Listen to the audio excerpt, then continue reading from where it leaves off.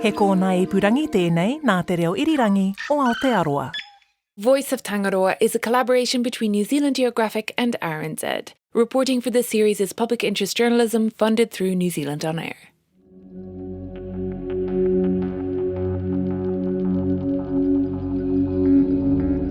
Everything's been, depleted. The only thing that really can survive is the kinnas.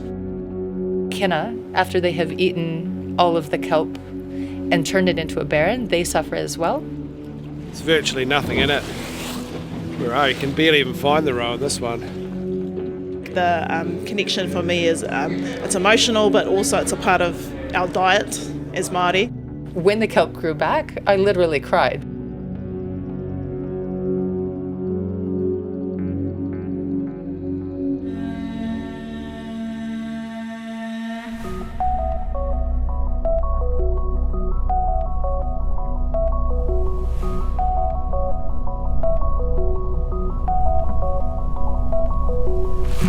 Kia ora anō, nau mai haere mai. Welcome back to Voice of Tangaroa, a collaboration between Our Changing World and New Zealand Geographic. In this series, we explore the state of our oceans and the extraordinary variety of life that calls it home. Ko Kate Evans tēnei, freelance science journalist. Ko Claire Kinkana-nomics, presenter and producer of Our Changing World. In this episode, Kate brings us the complicated and growing problem of barrens, where unchecked proliferation of these spiky urchins decimates seaweed or macroalgae habitats. Yeah, you could say that we ate our way into this problem, and I wanted to ask whether we could eat ourselves back out of it. How? We'll get to that. First, we're heading out to sea with fisherman Peter Herbert, known to everyone as Herb. Got your dukkha, got your kit. It's a calm and sunny morning in the Coromandel. We've anchored off the southeastern tip of Hahei Beach, and as the tinny rocks gently in the small swell, Herb slides off the side. Barely a splash. Herb is a commercial kina fisherman and has been doing this since the early 1990s. He's pretty much the commercial kina fisherman. He owns around 80% of the kina quota in the North Island and leases most of the rest from iwi quota owners. You're only allowed to fish for kina by freediving, so there's no scuba gear here, just snorkel, wetsuit, weight belt, bag to collect the kina, and an odd-looking two-pronged metal claw with a handle. What's the tool called that we've been using? A dukkha, because when you're collecting them, it goes duk, duk, duk, duk, duk, duk, duk, duk. Or in my case, duck, and then I have to swim back up. Normally, Herb dives on healthy reefs where he knows the kina will be full of bright, foamy roe, the animal's eggs or sperm that some people love to eat. But not today. So we're on pretty much a barren. Environmental scientist Johnny Wright is also here diving for kina. The dark patch here with the seaweed is the very top of the reef, and then it's quite a flat reef that goes down to what, kind of 6-7 metres at the deepest? Yeah. So the reef that we've been fishing off previously is all around this area here, and it's almost completely kind of absent of any kind of macroalgae. So there's a bit of kind of tufting filamentous algae kind of covering the rocks and bugger all else, to be honest. Not much happening apart from skinny kina.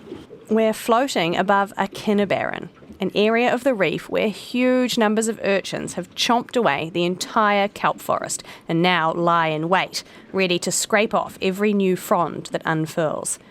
They're the destructive agents, but also the victims.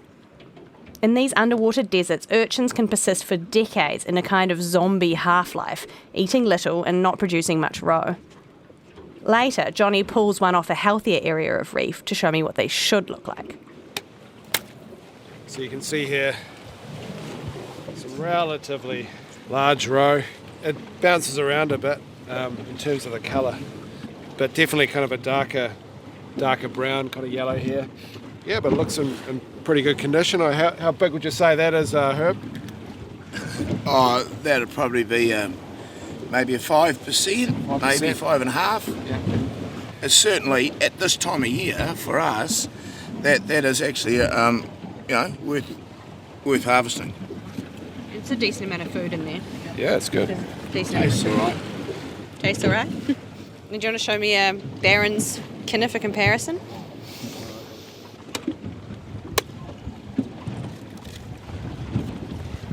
So this is that guy from the barren. You can see there's virtually nothing in it. You can barely even find the roe in this one. Super Oh skinny yeah, I can't strips. see anything of Yeah, that this guy is- golden yellow colour. This guy is completely empty. That's what you get, with the barren urchins. They just, they overrun the place. They consume all the algae in the food, and they effectively, really starve themselves. So there's too many kina, they run out of food, but then they just kind of hang on? Yeah, that's it. Other creatures would die off, but they go into this weird low-energy version of themselves where they're starving, so they barely make any roe, but somehow they continue to exist. And in the last 4 or 5 years, Herb has seen a massive expansion of Kina-barrens in the areas near where he fishes. And divers, fishers and iwi report the same in other parts of the country, from the Bay of Islands to the Marlborough Sounds. And why? Who or what is to blame for this? Well, it's us, because the kina's natural enemies are also our favourite dinner. The reason why we have so many kina is because we have lost a lot of our large predators, so the large snapper, the large crayfish that can predate on them. University of Auckland marine scientist Kelsey Miller has been studying the kina-barrens in the Hauraki Gulf. We don't know how many kina are out there, or know precisely how far these barrens are spreading, but Kelsey's done some back-of-the-envelope calculations that hint at the scale of the problem. In 2022, University of Auckland master's student Lisa Dartnell mapped the shallow rocky areas around Hauturu o Toi, Little Barrier Island, and estimated there were about 12 million kina across 3 square kilometres of barrens. The amount of kina at Little Barrier in barrens alone is over tenfold the total allowable commercial catch for all of Sur 1B. Sur 1B is an area in the quota management system that stretches from Mangawhai to the Bay of Plenty. And Kelsey is just talking about the kina in barrens around this one tiny island, this little 30-kilometre squared blip on the map in the Hauraki Gulf. If you were to go around the island and cull all of the kina, it would probably take around 15,000 hours, diver hours. Or if you collect them, probably around 30,000 hours. That's insane. Hold on. If you were to do it, one person non-stop, that's 3.4 years. 3.4 years. How did she work that out? The numbers are based on her own experience culling smaller areas of kina. She's been investigating what happens when you remove kina from barrens, which is actually good news. Across the Hauraki Gulf, when we remove kina, macroalgae comes back on its own very fast. So we've removed kina from 4 large areas, so 1.5 to 2 hectares each. And within 2 years, we have almost 45% canopy cover of kelp and fucoids that have come back on their own. So no seeding. We also didn't do any more kina removal. So seeing if these big areas can restrict the kina coming back in. So what we see from this is there is a huge potential for restoration. Well, partially good news.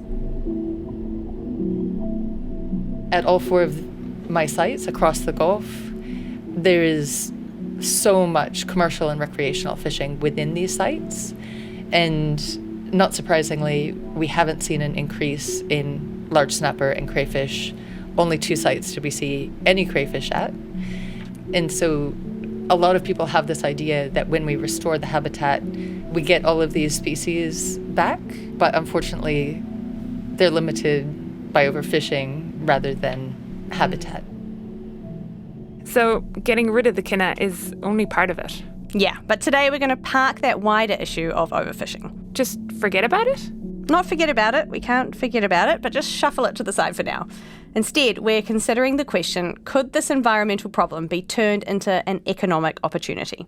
Could these skinny zombie kina on the kina-barrens be harvested, fattened up in tanks and sold to a roe-loving East Asian market, making money and helping kelp all at the same time? Johnny Wright works with Envirostrat, who, in collaboration with Ngāti Porou Seafoods and the international startup Kina-nomics, is piloting the Kina-nomics project to test this idea in New Zealand. That's why he and Herb and Johnny's Envirostrat colleague Liam Hansard have been out collecting underfed kina off the barrens. Are you all going down at once? Yeah, And what's the aim? Just fill a sack and then swim back up? Yeah, they're called kits. So hopefully we can get about 100 skinny kina to a kit and 10 kits. That's 1,000. That's the goal, right? If we can do that quick, and that'd be good. So Go back to the cafe and have a coffee. yeah. Cool. Well, so you'll be going down a couple of times? Yeah, we're going, like me, I'll be going down because probably spend probably most of the day to get my 1,000, but, old Herb over there could probably do it in 3 breaths, so. It's not long before Herb comes back up and hauls a full bag into the boat. That's it. Perfect. He takes a few breaths, swaps out his full kit for an empty, and he's back down again.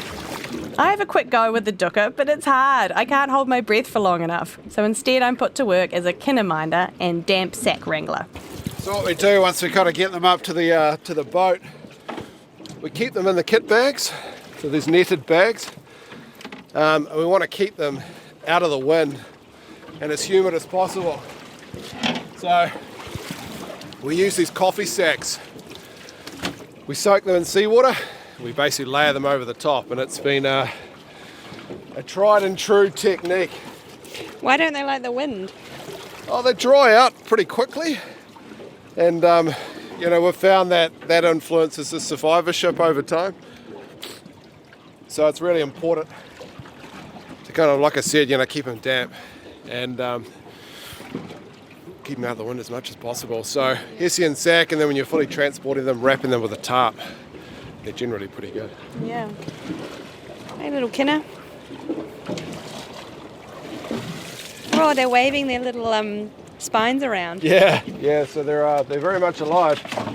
Trying to figure out what's going on, but these are, and they're very resilient too. I mean, they'll stay alive for a really long time, which is the beauty of kina. They need to be hardy because their next step is a 10-hour road trip to Wellington, to Kina Fattening Camp.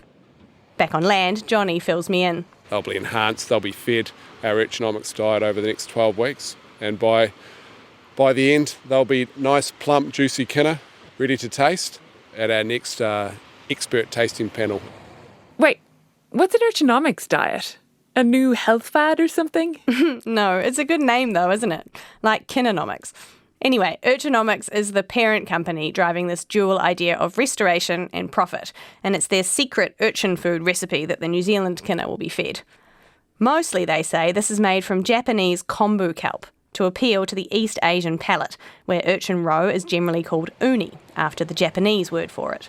The taste has been a real problem, so that's what we're looking to resolve, with the Urchins diet. They don't like the taste of our kina. They don't like the taste of our wild-caught kina, which is, it's hard for us to take as New Zealanders, but they've certainly got their own kind of cultural preferences, and they do like a sweeter, more intense uni compared to our, I suppose, relatively bitter, depending on where you get it and depending on what time of the year. Is it to do with the taste of our kelp, our clonia? I think some parts, certainly, it's... that has an impact, but even between males and females. Huh. Oh yeah, because I guess the row of one is sperm and the row of the other one is egg. Yeah, so you have to put them under a microscope to look at the cells to see if they're a boy or a girl, basically. Wow. But often the females are relatively bitter compared to the males. So there's lots of variability. Variability is the only constant in urchins and urchin enhancement. And not just male versus female, but also seasonal changes and differences in roe colour depending on where kina are sourced from. Not ideal when you're developing a commercial product. Chef Makoto Tokuyama of Kokoro Japanese restaurant in Auckland agrees. I caught up with him at the end of one of the tasting sessions. I tried this a lot of times for New Zealand wild kina, but the problem is the inconsistency of the quality. Yeah. So that it's really hard to manage for the restaurant. A kina tasting session? Sounds rowdy there. It's quite an involved process, actually. They gather a panel together to blind taste kina and ask them to make detailed remarks on an 8-page questionnaire. 8 pages? I know. The idea is to make it as objective as you can for something as subjective as taste. And they ask them to mark on the colour and the texture too. The noise in the background is the rest of the panel. There were 3 other Japanese chefs, a Taiwanese Kiwi food exporter, a food critic, a Māori kina lover from Auckland, and Herb's son and business partner, Todd Herbert. Makoto thinks the urchinomics-fed kina show promise in terms of consistency, but he'd like them to have a stronger flavour. I'm Japanese, so I have so many uni experience. Uni means kina. So then usually uni should possess more like sweetness, creaminess, richness, and umami. People expect it for kina, so that's why it's like a kina is like a culinary like luxury. So which means like kina must be have like impact. For Anahera Rawari of Ngāti Whātua, the local tester, kina was a big part of her upbringing. I was the little girl who would sit on the boat or on the rocks and kina would just come to me. My cousins were the divers, my dad was the diver, and I suppose it's a nostalgic activity from childhood, but it's maintained itself as a regular feature on our dinner tables since I was a little girl. So I think the connection for me is it's emotional, but also it's a part of our diet as Māori. She thinks the project has got potential and she's a fan of the dual benefits. The sustainability aspect of it is appealing to me, and I think even in terms of Ngāti Porou Seafoods has invested in this partnership, and I sort of think that's such an innovative move for a coastal iwi to do something like that. The tasting panel has been given a short training in advance of this testing. Their palates calibrated to identify astringency, saltiness, sweetness and umami.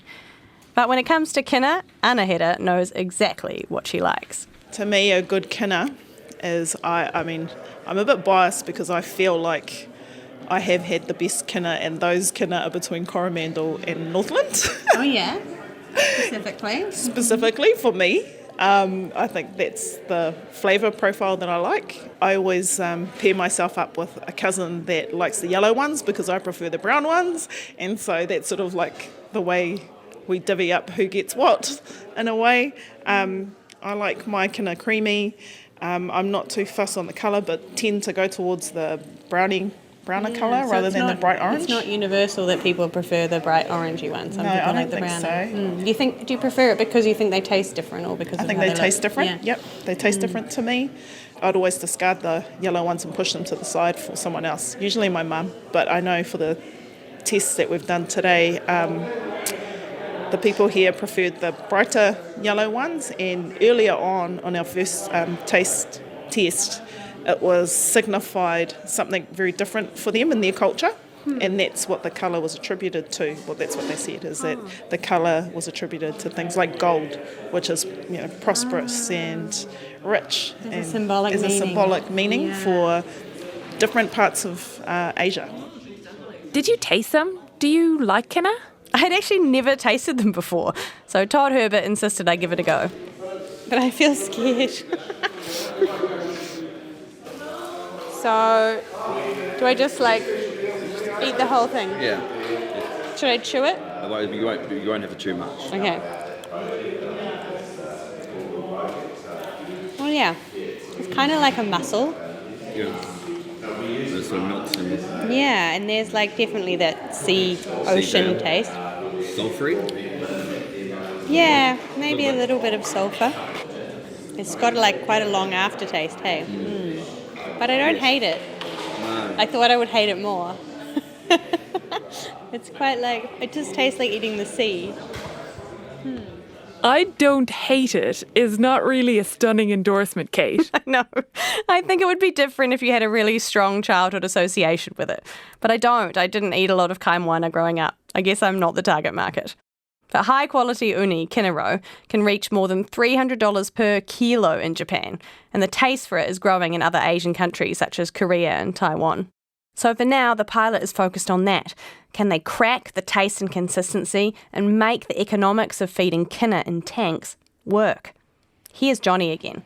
If you can't set up an enhancement operation for a profit, you're never going to get the secondary benefits of kelp restoration or the social benefits and community benefits of new jobs and whatnot. So we really, that's the first hurdle. And the second hurdle, the restoration part, that's not all worked out yet either. For kelp restoration to be effective, we need to be looking to take as many urchins as possible, ideally close to 100%. And that way there's no urchins there to to nibble away on the kelp that comes and recruits into the area and recovers. So, that's a big part of our work program, to understand and develop a protocol where we can be, pragmatic in the removal, because at the end of the day, we need to be removing them in a cost-effective way. We need to pull in the right people into the tent to try and develop that protocol and understand what the best method is. So we don't know that yet, but that's a core piece of our puzzle.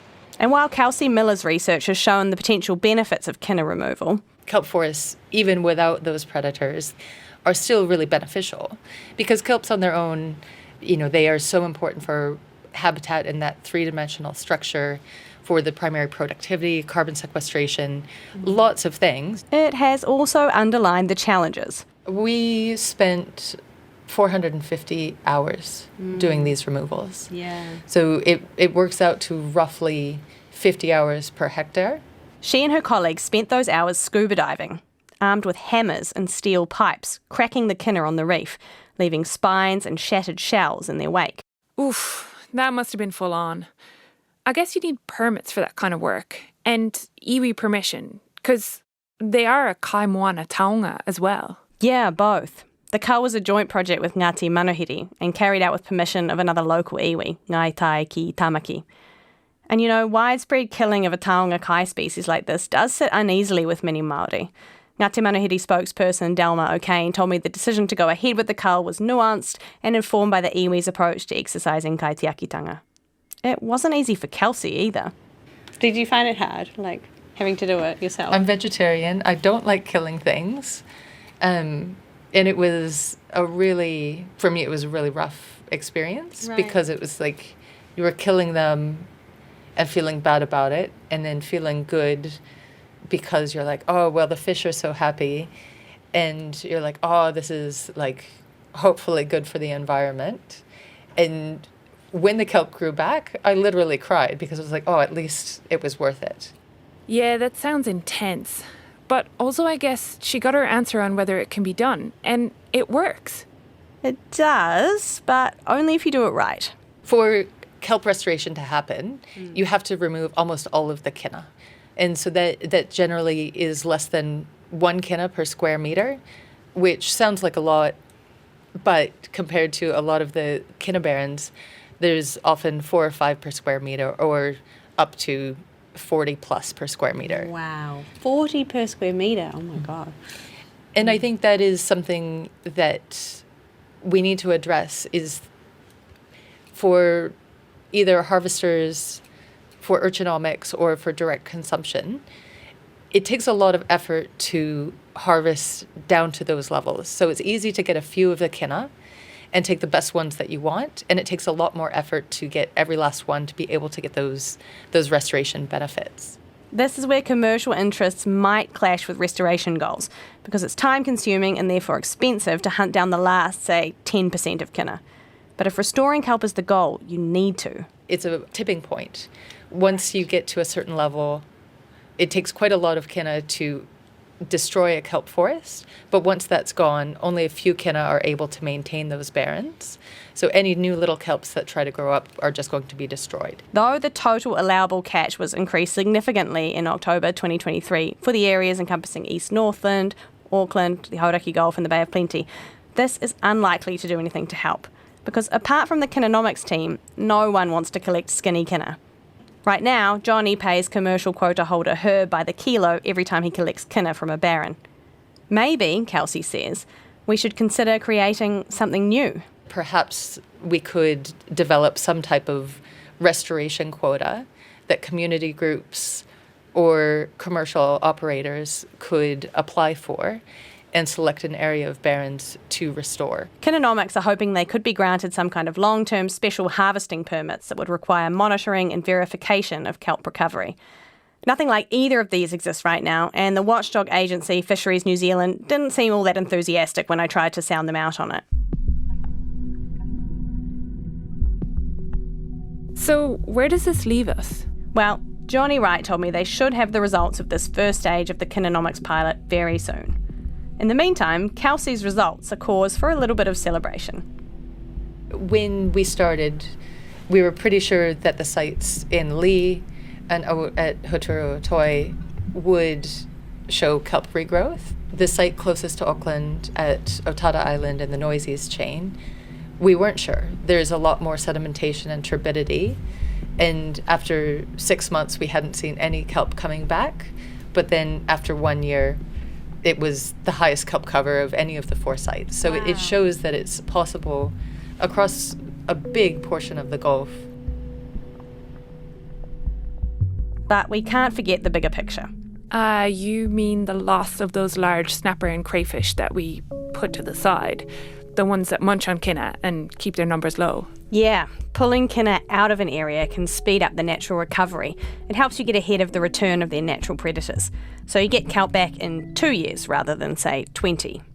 But to really fix the problem, we need to remove the kina and then enable the big snapper and crayfish to come back to keep their numbers low. And that means changing how we fish.